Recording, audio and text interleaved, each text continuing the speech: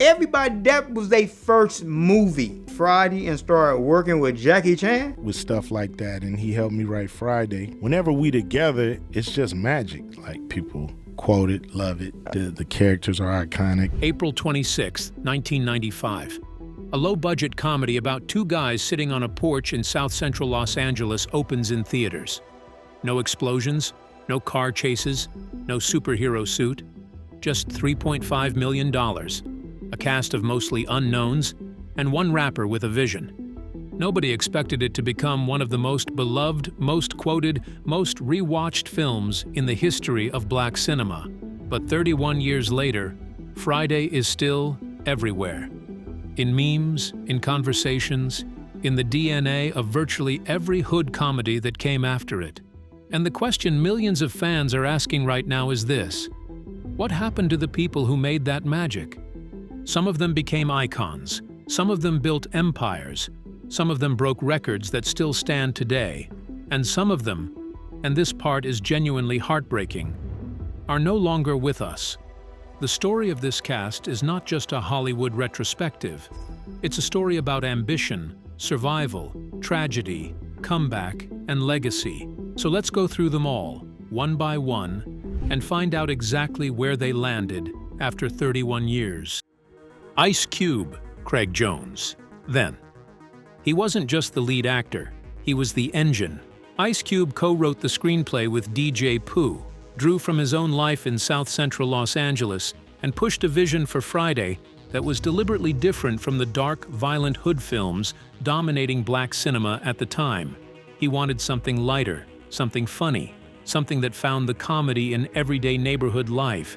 The studio gave him $3.5 million and a skeptical green light. Cube delivered a cultural phenomenon. I know this, but I'm gonna get you high today. 'Cause it's Friday, you ain't got no job, and you ain't got to do. As Craig Jones, unemployed, wrongly fired, stuck on the porch, Ice Cube anchored the film with a grounded, understated performance that let the chaos around him do the work. That instinct to trust the material rather than overperform it is precisely what made Craig so relatable. You didn't just watch Craig, you were Craig, at least for 91 minutes. Ice Cube. Now. 31 years later, the man born O'Shea Jackson Sr. is one of the wealthiest entertainers in America. His estimated net worth as of 2026 stands at $160 million, earned across music, film, television production, and business. His production company, Cube Vision, turned him from a talent into an owner, a move that generated back-end profits and long-term financial stakes far beyond any acting fee. His films have grossed over $1 billion worldwide, but Ice Cube isn't resting. As of 2026, the long-awaited fourth entry in the Friday franchise, titled Last Friday, is in active pre-production, with filming expected to begin soon. Ice Cube has confirmed the project and has been vocal about honoring the cast members who passed away, saying about the late legends, "These are beloved people, not just characters in a movie." His hand and footprint ceremony outside the TCL Chinese Theater in Hollywood took place in April 2025, cementing his place among the all-time greats. From a porch in South Central to $160 million and a Hollywood Walk of Fame star. If that's not the real-life version of the Friday story, what is? Chris Tucker, Smokey, then. The question that has haunted fans for 30 years is simple. Why wasn't Chris Tucker in any of the sequels? When Tucker burst onto the screen as Smokey in 1995, audiences had never seen anyone quite like him. The rapid-fire delivery, the rubbery physical comedy, the sheer unhinged energy of a man running from consequences at full speed. Tucker earned a reported $10,000 for the role, barely enough to cover a month's rent in Los Angeles. But what he earned in visibility and momentum was incalculable. Almost overnight, Hollywood came calling. What kind of shit is that? Most people want to borrow sugar, or even ketchup. You want to borrow my car? The reason Tucker never returned for Next Friday or Friday After Next was rooted in his evolving personal convictions. As a devout Christian, Tucker became uncomfortable with the drug content the films required. He stepped away from the franchise on his own terms. a decision that cost him millions in the short term, but which he has never publicly regretted. Chris Tucker. Now. Tucker went from $10,000 for Friday to becoming, at the peak of his career, the highest-paid actor in the world. The Rush Hour franchise, 3 films opposite Jackie Chan, generated staggering returns. For Rush Hour 2 alone, he received $20 million. By Rush Hour 3, his contract reached $25 million, plus 20% of gross receipts. In total, he earned somewhere north of $50 million from that franchise alone. But then came the financial fall. By 2011, Tucker owed the IRS $11.5 million in back taxes. By 2014, that debt had ballooned to $14 million. His Florida mansion, purchased for $6 million, was eventually foreclosed and sold at a devastating loss. For a man who had been the highest-paid actor on the planet, the collapse was breathtaking in its speed. The comeback, however, has been real. Tucker returned to stand-up comedy, commanding around $50,000 per show. His 2015 Netflix special reminded the world exactly what had made him a star in the first place. His 2023 appearance in the Ben Affleck film Air marked a genuine return to studio films. And as of 2025, Tucker is actively in talks to reprise Smokey in Last Friday, potentially the reunion fans have been waiting 3 decades for. His net worth currently stands at around $5 million, far lower than his peak, but steady and rebuilding. The question fans everywhere want answered: will Tucker finally come home? Will Smokey be back on that porch? Everything we know as of 2026 suggests the answer might finally be yes. Nia Long, Debbie, then. She was the girl next door, literally. Nia Long's Debbie, the beautiful, grounded neighbor Craig was trying to impress while juggling a jealous girlfriend, gave the film its romantic heart and proved that Long could command the screen with barely any lines and complete effortlessness. Oh boy. You know your sister came by here today begging. Oh, Felicia. By 1995, she had already been on The Fresh Prince of Bel-Air as Lisa, but Friday gave her a different kind of exposure. It said, "This woman is a movie star." Nia Long now. At 55 years old in 2026, Nia Long is not only still working, she is experiencing one of the most significant career surges of her entire life. Let's go through what she has coming. She is set to portray Katherine Jackson, Michael Jackson's mother, in the highly anticipated Lionsgate Michael Jackson biopic Michael, directed by Antoine Fuqua and starring Jafar Jackson as the King of Pop. The film is one of the most talked-about releases of the year. Long's casting in such a high-profile, emotionally demanding role is a statement about exactly where her standing in Hollywood currently sits. She also recently starred opposite Eddie Murphy, Jonah Hill, and Julia Louis-Dreyfus in Netflix's You People, which debuted at #1 on the platform. She was named Estée Lauder's first North American brand ambassador, a landmark partnership announced in October 2025, and she is releasing a memoir in 2026, described as a deeply honest look at the parallels between her life on and off screen. After a painful and very public personal journey, her engagement to NBA coach Ime Udoka ended in 2022 following a widely covered infidelity scandal. Long has spoken openly about finding peace, focusing on her 2 sons, and entering a new chapter defined entirely on her own terms. A Hollywood Walk of Fame star was confirmed in her honor for 2025. After 31 years, Debbie from Friday is one of the most relevant women in Hollywood. Regina King, Dana Jones, then. She had the fewest scenes of any of the major cast members. Dana Jones, Craig's sarcastic hair and rollers sister, was essentially a comedic cameo, but Regina King was already a trained, serious actress who had been working consistently since she was 14 years old. She took the role, made it memorable, and then went back to the work that would eventually make her one of the most decorated performers in the history of American television and film. Regina King, now. It is genuinely difficult to overstate how far Regina King has traveled from that porch in South Central. She is an Academy Award winner, a 4-time Primetime Emmy winner, a Golden Globe winner. In 2019, Time magazine named her one of the 100 most influential people in the world. Her Oscar came for If Beale Street Could Talk, 2018, directed by Barry Jenkins. Her Emmy wins came from American Crime, 2 consecutive awards, 7 Seconds, and Watchmen, the latter considered one of the most acclaimed limited series of its decade. It is a bit surreal. You know, I'm still digesting because I really wasn't expecting it. It's so special that Taraji gave it to me. In 2020, she made her feature directorial debut with One Night in Miami, which earned a Golden Globe nomination for Best Director. In 2025, she starred alongside Austin Butler and Zoe Kravitz in the crime thriller Caught Stealing. As of 2026, she is serving as ambassador for the 30th anniversary American Black Film Festival.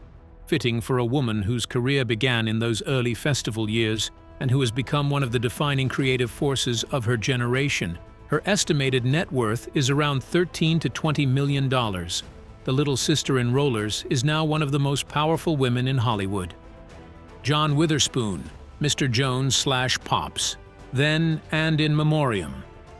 If Friday had a heartbeat beyond the comedy, it was John Witherspoon's Willie Jones, Craig's hilariously over-the-top, perpetually exasperated father. His timing was a masterclass. His delivery of lines about the bathroom, about getting a job, about everything, was the kind of comedy that looked effortless and wasn't. Witherspoon went on to reprise the role in all 3 Friday films, voicing characters in The Boondocks, appearing in The Wayans Brothers, and performing stand-up comedy until the very end of his life. On October 29, 2019, John Witherspoon passed away from a heart attack at his home in California. He was 77 years old. Ice Cube wrote on Twitter, "I'm devastated over the passing of John Witherspoon. The comedy community mourned one of its giants, and every time a new viewer discovers Friday, they meet Pops for the first time and fall in love with him, just like every generation before them did." Tommy Tiny Lister Jr., Debo, then and in memoriam. At 6 feet 5 inches and 300 pounds, Tommy Lister Jr. was physically imposing in a way that no special effect or camera trick could manufacture. As Debo, the neighborhood bully who terrorized the block and made Smokey rob a house, Lister created one of cinema's most iconic villains, and he did it with almost no dialogue. Dang, left this window open, man. Come on, smokers, go in. Man, I'm on probation. I can't be. Stop being a bitch and come on! Debo was a force of nature, and Lister's ability to project menace with his eyes, his posture, his sheer presence was something genuinely special. Outside of Friday, Lister appeared in over 250 films, including The Fifth Element, The Dark Knight, Jackie Brown, and Austin Powers in Goldmember. He was also a professional wrestler in his earlier career. On December 10, 2020, Tommy Lister Jr. was found dead at his home in California. He was 62 years old. The cause of death was listed as hypertension and atherosclerotic cardiovascular disease. His Friday co-star John Witherspoon's son, J.D. Witherspoon, wrote, "Rest in peace. Tiny Lister, my dad always enjoyed working with you."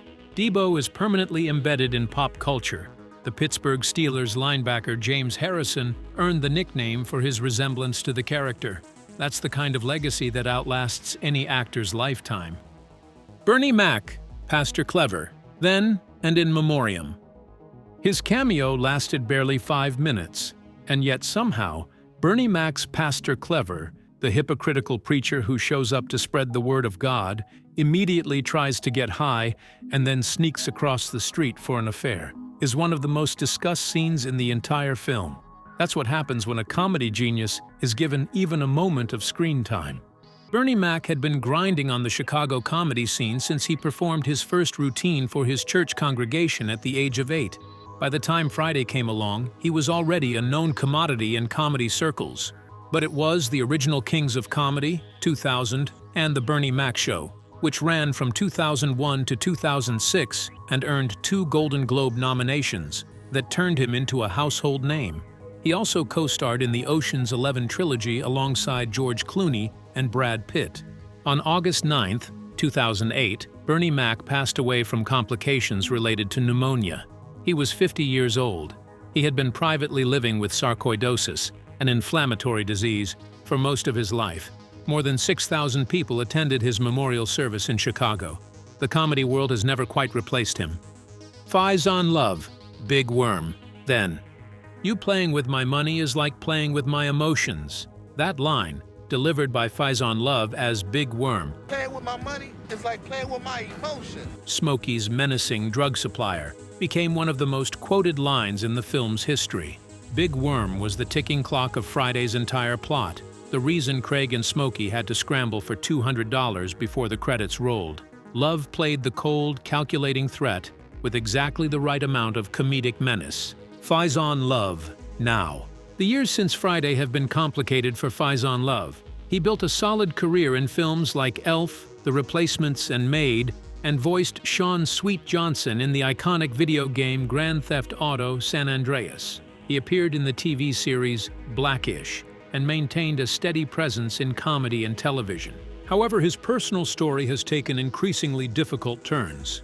In February 2025, Love was charged with felony assault with a deadly weapon in San Diego County, California, after allegedly throwing a credit card reader at a hotel front desk clerk. A judge ruled in July 2025 that sufficient evidence existed for the case to proceed to trial. If convicted, he faces up to 7 years in prison. It's a sobering chapter for an actor whose character in Friday was the one threatening everyone else with consequences. Anna Maria Horsford, Mrs. Jones, then. As Betty Jones, Craig's weary, exasperated, deeply funny mother, Anna Maria Horsford was the domestic anchor of the film. She played it perfectly straight in a house full of chaos, which is exactly what made every scene she appeared in work. Come on in. Oh, Sarah was cooking up for you, it's for me. Horsford was already a veteran TV actress, best known for 8 seasons as Thelma Fry on Amen, but Friday introduced her to a younger, broader audience who recognized her immediately as the archetype of every urban mom who has ever told her son to get a job. Anna Maria Horsford, now. Now in her late 70s, Horsford has continued to work consistently across film and television for 3 decades since Friday. Her filmography includes A Medea Christmas, 2013, Our Family Wedding, 2010, and numerous television appearances including The Last OG. She remains one of the quietly unsung anchors of Black American television, the kind of performer who elevates every scene she's in without demanding the spotlight. F. Gary Gray, director. Then, he was 25 years old when he directed Friday. Let that number sit with you for a moment. He had come up directing music videos, most notably Ice Cube's It Was a Good Day and TLC's Waterfalls, which won him Best Video of the Year at the 1995 MTV Music Video Awards. Thank you, man. That's our manager. And Gary Gray, he directed the Waterfalls video. New Line Cinema trusted him with a feature, gave him a modest budget, and watched him create a classic, F. Gary Gray. Now, the story of F. Gary Gray's directorial career after Friday is one of the most remarkable in Hollywood history. He directed Set It Off, 1996, The Negotiator, 1998, The Italian Job, 2003, Law Abiding Citizen, 2009, Straight Outta Compton, 2015, and The Fate of the Furious, 2017. That last film, the 8th installment in the Fast and Furious franchise, grossed over $1 billion worldwide, making Gray the first African-American director to direct a film to that milestone. He received a star on the Hollywood Walk of Fame in May 2019. He is currently in development on Hasbro's MASK movie for Paramount. From a South Central porch to the Hollywood Walk of Fame and a billion-dollar box office record, F. Gary Gray's trajectory from Friday remains one of cinema's greatest origin stories. The Ones We Lost, a tribute. Before we close, it's important to pause and acknowledge every member of the Friday family who is no longer here, because the film's legacy carries their names. John Witherspoon, Pops/Willie Jones, passed away October 29, 2019 at 77. Tommy Tiny Lister Jr., Debo, passed away December 10, 2020 at 62. Bernie Mac, Pastor Clever, passed away August 9, 2008 at 50. Anthony A.J. Johnson, Ezal, passed away in 2021 from multi-system organ failure. Yvette Wilson, Rita, passed away in 2012. Reynaldo Rey, Red's father, passed away May 2015 following complications from a stroke. Chris Tucker, reflecting on the film's losses, said it best. The legendary, iconic John Witherspoon and Bernie Mac. Those guys, comedy legends and gods, man. So many legends that was in this movie that passed away. I'm so honored to have worked with them. Ice Cube, when asked how Last Friday would address their absence, was clear. It's something you have to address. These are beloved people, not just characters in a movie. The legacy, 31 years later. Here is what makes Friday genuinely extraordinary as a cultural artifact in 2026. It is still being discovered, still being quoted, still making people laugh at the same jokes that made their parents and grandparents laugh in 1995. The phrase, "Bye Felicia," muttered almost throwaway in a single moment. Craig. Bye, Felicia. Y'all stingy. Has become one of the most universally recognized cultural dismissals in the English language. The film opened at number 2 at the box office with $6.5 million in its first weekend. It was dismissed by many critics as lightweight. It cost $3.5 million, and in the 3 decades since, it has spawned 2 sequels, an imminent 3rd sequel, hundreds of memes, and a level of cultural penetration that films with 10 times the budget could never dream of achieving. The cast of Friday were not, in 1995, the biggest names in Hollywood. They were a rapper with a porch and a screenplay, a barely known comedian from Atlanta who earned $10,000, a future Oscar winner playing a girl in rollers, and a legendary comedian with a 5-minute cameo who would be mourned by 6,000 people when he died. 31 years later, Last Friday is coming. Ice Cube wants Smokey on that porch one final time. And somewhere in all of that, in the reunion of a story that was never supposed to become a franchise, made by people who were never supposed to become legends, there's something genuinely emotional happening. This was never just a movie about 2 guys trying to get $200 before sunset. It was a movie about a community, a generation, a time, and a place.